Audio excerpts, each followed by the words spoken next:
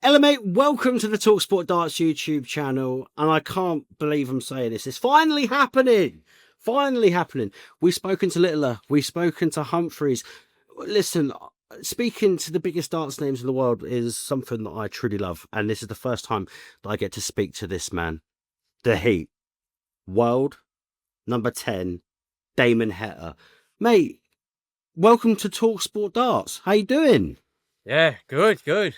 Down here in Cheltenham at the moment, mate. So, yeah, everything's going well. Well, this is the weird thing. This is what we need to know, Damon. Why is the Heat in Cheltenham today? Because well, horse racing and darts is a bit. It's not the most normal mix, is it? No, you're not getting too many jockeys in the darts scene, are you? But no, just here for a bit of a media day, showing these jockeys how to throw some darts, and maybe they might teach me how to get up on a horse and get it going. Damon, if you ever were to quit darts, do you reckon a career in the saddle could be for you? Outback. If you ever did move back to Australia, I could imagine you, herding some cattle down at Alice Springs or something. Yeah, probably not, mate. Probably not. I'll go back to city life, I would imagine, back in suburbs and stuff like that. Yeah. Hey, loving the moustache, by the way, mate. Doing well Oh, there. mate, yeah. Well, I did it last week, but I mean, your handlebars, it just puts me to shame, to be honest with you, mate. So a bit of a cowboy hat on you, mate. You look like you coming out of Yellowstone. So I reckon, UK Open, you've been off the little headgear you used to have, come out of the cowboy hat, mate. What do you think? Yeah, either that or, a cowboy hat and a bit of a Magic Mike as well, you know what I mean? Mate, I need to ask you, just before we get into the darts. Last week, a fan requested you to down a pint of gravy. It was an unbelievable effort. It was valiant. It made me so proud to love roast dinners and gravy. I want to tell you something. The Guinness World Record for the most Jaffa cakes consumed in 1 minute is 17. Can I ask you to break this record? Like, put it on your Instagram. Shout out Talk Sport. 17 in a minute. I reckon you can do it. Oh, I don't know about that. Jeez. I don't even like Jaffa cakes, so I don't know Well, how what that's gonna go down. what biscuits do you like that it's not too Oh, hard that you'll choke? I know, yeah. Look, I'm not a big biscuit fan, so probably Tim Tams, mate. We'll go with that. Yeah, we'll go for Tim Tams, or we find the if you like Vegemite. I know it's quite cliche to say with Aussies, but if we just plated up a load of Vegemite and some toast, see how many you consume in a minute, you might be a world champion. Oh yeah, 100%. I'll be down for that. Definitely a Vegemite kid. Damon, after hitting that 9 dart of the worlds, it was, I mean, it was such a surreal moment just off the back of Christmas against Luke Woodhouse. How many times have you been watching that back since? I've probably only watched it once. I haven't even, yeah. I think I've just lived it up. Like, I don't know. I think it was everyone else telling me how they feel about it, so I've not had to watch it. All I can still remember, I like the crowd and the sounds, and like I had friends there, and Yeah. so good. It was like, especially after missing it the first time by like a bit, and then to hit it the second time after, yeah, oh man, it just I don't know. I couldn't have ride it. It must be like an unbelievable Christmas present because if you didn't get anything good on the actual day, you've gone and hit a 9, and then you go, do you know what?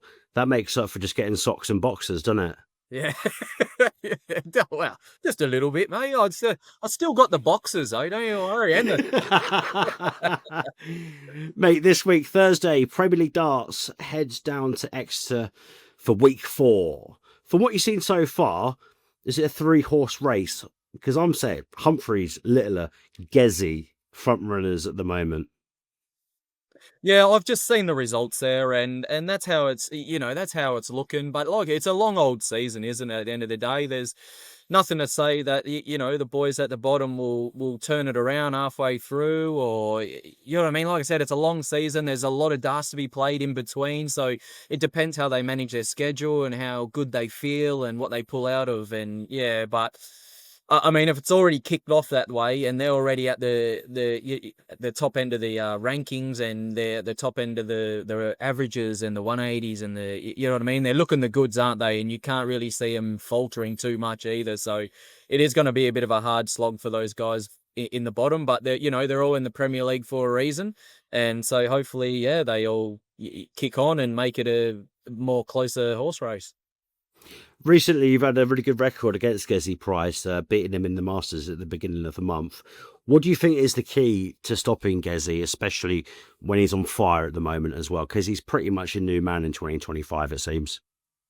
Yeah, he's just got, like he said, I think he went and seen a sports psychologist or something, and he's just, going with that positive feeling and that bringing that positivity into his game, bringing it on stage, showing confidence. Where I think like last year or the halfway through the year before, he was losing games and then expressing himself at that he was a loser. You know what I mean? Didn't have that confidence about him then. But now he's like I said, it's a different frame of mind.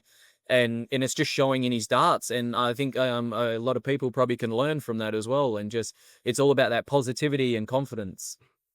Stephen Bunting as well. Still putting up incredible numbers on these Thursday nights. Did all right in the Pro Tour. Picked up the win in Bahrain, but goes into week 4 without a win. Will he be worried that he's getting into a bit of a rut going into night 4?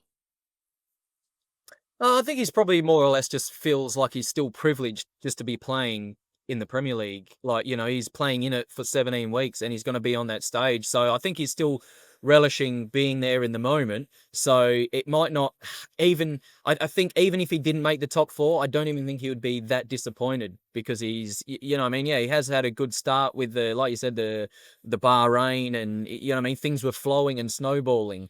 It might snowball effect within the Premier League that he might not win so many games, and it's all down to him and how he approaches it, I guess. And he'll find out sooner than later, I think. Are you sitting on the sofa on these Thursday nights, just watching a telly and just thinking, I need a bit of that in 2026.